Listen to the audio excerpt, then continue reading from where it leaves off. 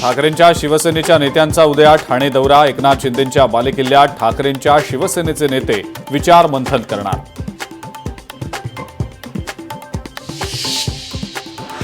गेल्या 4 दिवसात सोन्याच्या दरात 1500 रुपयांची घसरण। सोन्याचा आजचा दर 85,000वर सोन्याच्या दरात घसरण झाल्यानं सर्वसामान्य ग्राहकांना दिलासा।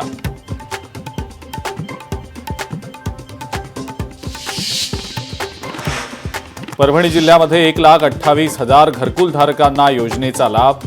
मंत्री मेघना बोर्डीकरांनी योजनांचा पाढा वाचला।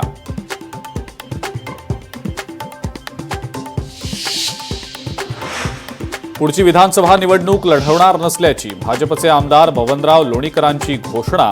पक्षानं संधी दिल्यास लोकसभा निवडणूक लढवण्याची इच्छा केली व्यक्त।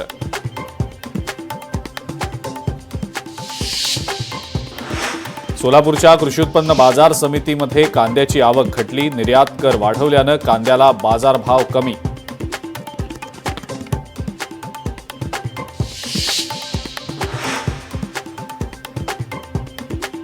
तीन जिल्ह्यांमध्ये होणारा दिंडोरा प्रकल्पाला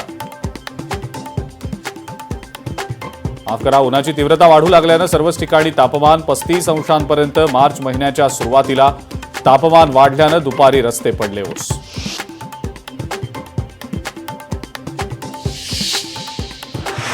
तीन जिल्ह्यांमध्ये होणाऱ्या दिंडोरा प्रकल्पाला शेतकऱ्यांचा विरोध। 240 कोटींचं पॅकेज देण्याची शेतकऱ्यांची मागणी।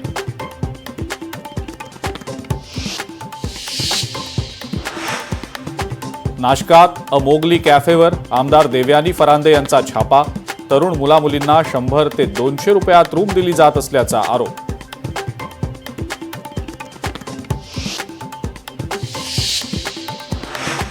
छत्रपती संभाजीनगरमध्ये महाबोधी बौद्ध महाविहार ताब्यात देण्यासाठी नागरिकांचं धरणे आंदोलन।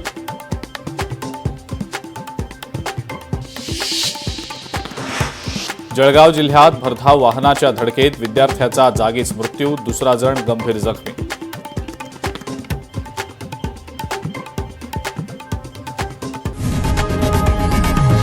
लोकशाही मराठी ऐका, पहा, जागरूक रहा।